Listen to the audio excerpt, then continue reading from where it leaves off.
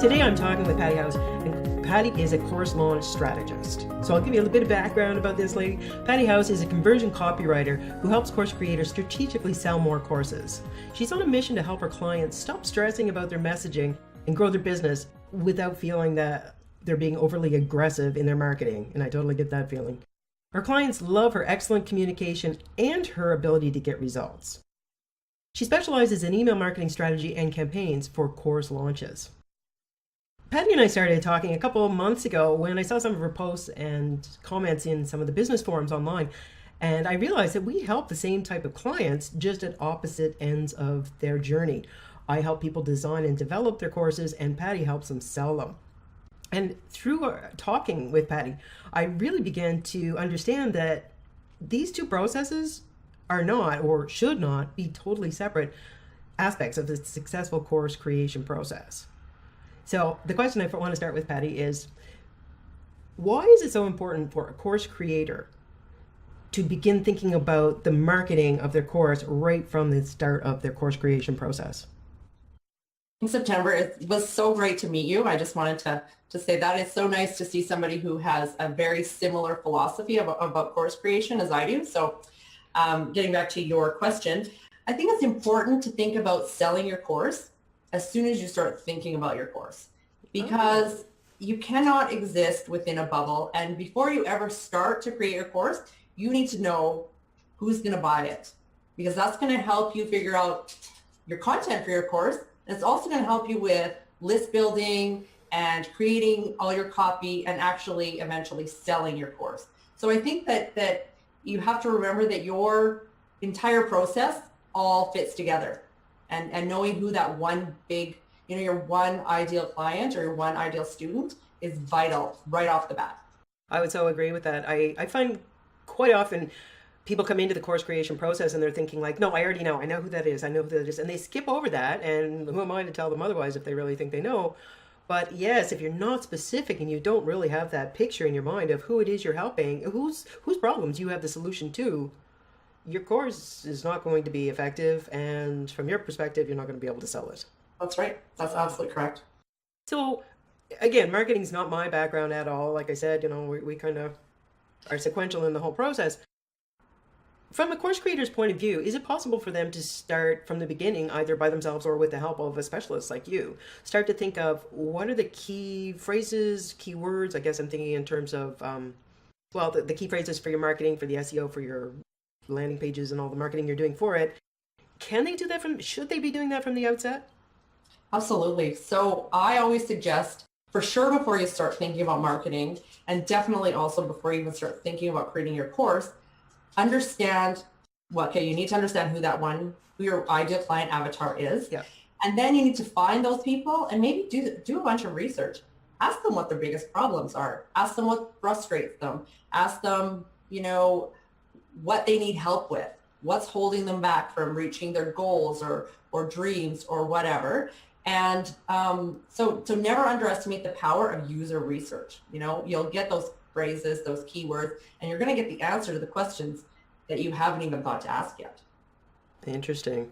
So from my perspective, from my part of the journey and from yours, nail that down right from the get-go. So is this kind of a marketing strategy that you would suggest that most business people do if they're starting out in a new direction? Absolutely. I think that, that's the one reason. There's many reasons why businesses fail, but I think one of the biggest reasons is people don't think to ask, and they don't think to ask the questions that they need answered before they start investing any time or money or other resources into their business. So, you can't solve a problem that you don't understand is a problem. But once you nail down that the biggest issues in your ideal client's life, like the sky's the limit. Yeah, I suppose that really helps you get specific with what it is you're going to be including in your course.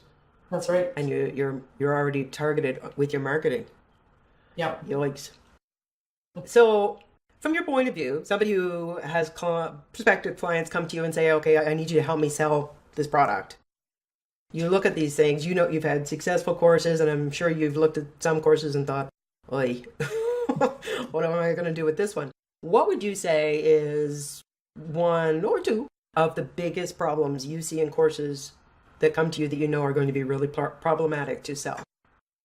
Well, I think one of the biggest things is, again, not understanding who you're selling to, but also not thinking about the marketing. So you're creating your course within a bubble, and then you think you can market it within a bubble, and it doesn't work like that. You really need to think about who you're going to sell it to, and you need to start list building as soon as you possibly can.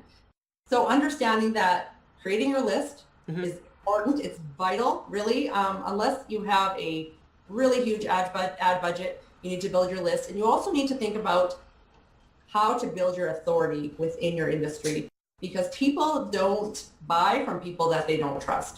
And this is more and more important the more expensive your course gets. People are not going to buy $1,000 course from somebody they have never heard of. It doesn't matter how great your course is. It doesn't even matter really a lot of times how great your marketing is. They want to know that they're buying from somebody trustworthy and somebody knowledgeable. So really working to build your authority within your niche is really important, and something that I recommend to all of my clients whenever they possibly. Interesting. So if somebody is working on their project of creating their online course and they're running their business at the same time, is there anything that you recommend that they do that can leverage what they're doing for the course creation that's also going to be building their authority? Well, there's countless things you can do, from guest posting blog posts to guesting on podcasts, create a YouTube channel, go on LinkedIn, go on Facebook, go on Instagram. Really, it's about getting your name out there. And just thought, I'm not suggesting you do all of them, because even if you work full-time in your business, that's virtually impossible to be everywhere. But think of a couple of ways that you can do it and just go for it. Really important to just get your name out there. I'm not saying you got to start with being on Forbes, but that can be a goal for you, right? That's a great authority building, but maybe you start with smaller blogs, and just really think about what kind of publications or platforms, social platforms, where does your ideal student hang out? And then get your ass on there and start being prolific and show how smart you are. Show that you have the answers to their questions, and it will, you'll gain steam as you go along. Your first blog post, you might have just a handful of readers. The next one, a few more. The next one, a few more. And it really does create a life onto its own. So strategically speaking, I guess, whatever it is that you're creating, be it a blog post or something for YouTube, if you're building the authority that's going to then buttress your course, you want to all be having things that are tangential to / focused on what it is you're going to be delivering in your course. Absolutely. Do you think it's a bad idea to actually be using some of the content from your course for that purpose? Or would that actually be a teaser? No, I think that you can definitely use it. I mean, I've heard that some really big course creators, including Amy Porterfield, has the vast majority of her paid content can be found within her free content. So interesting. So, I think you want to avoid giving away the farm, especially when you're starting out. Yes. But it doesn't hurt to, I wouldn't say use it as a teaser. I wouldn't say use it like, oh, here's a little bit of this and you can find more if you buy my paid course. But just use it as a way to show how much you know. Okay. And another question I had out of that was, would somebody like you be able to take the individual entrepreneur who's looking to create their course and kind of as an analysis at the front end, be able to tell them, for your purposes, this channel, and this channel would be the best place where you're going to get ROI for your effort when it comes to, they're building their course, but they're also out there building authority and their list. Would you be able to, for a given individual, specify this, and this is good for you, or basically is it one size fits all? No, we can absolutely get together and we would start with an ideal client avatar exercise, because again, we don't know who that person is. We don't know where they hang out, right? If they're a 20-something millennial, they're going to be in a different place than a baby boomer. It's just the way it is. So I think it's important to first do that exercise, and then we would go through and we would just start talking about, where are some good options and how much time do they have? Because, again, a lot of times it's a time situation. But that's definitely something we would do within the strategy call. Great. So both for your purposes and my purposes, nailing down that avatar. Who is your target audience? Both for the course and for where you're going to be targeting your marketing, building your authority and building your list. Absolutely. So much overlap in what we do. There is a reason why we got together, because we understood that it's so important. Yeah. A lot of people don't realize that it is vital to start marketing right away. And it's also vital, like a lot of the information that you and I both look for is the same information. Yep. That ideal client avatar information and what problems people need help with.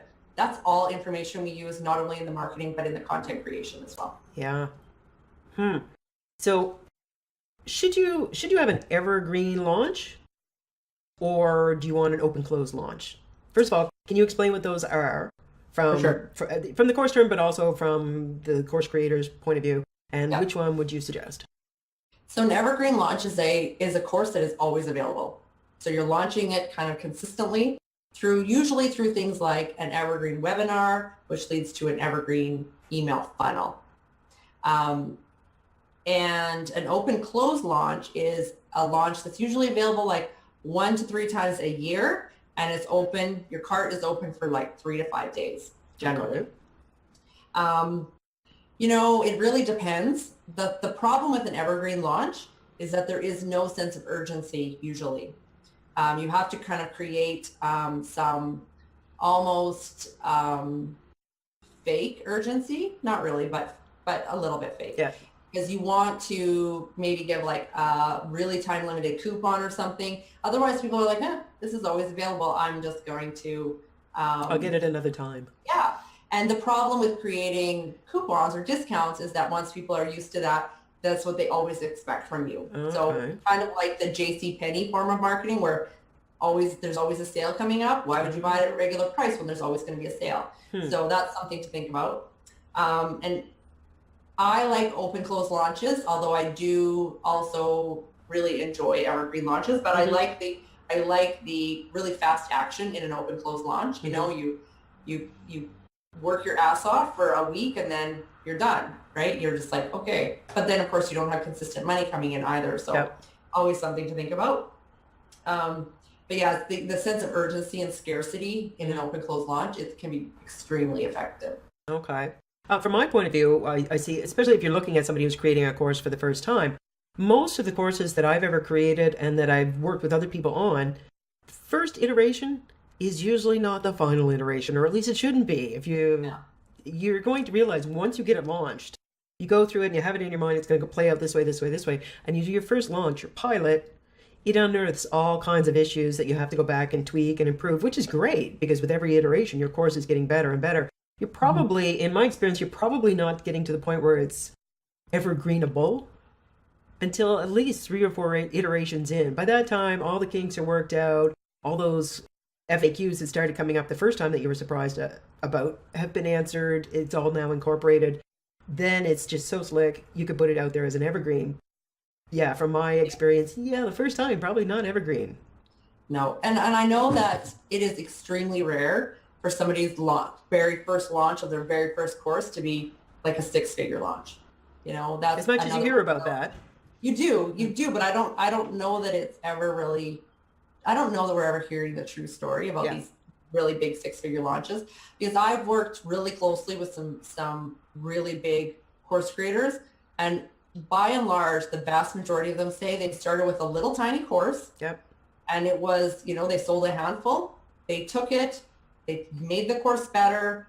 They changed the marketing. They really honed in on how to optimize that their copy and their marketing. And then they launched it again.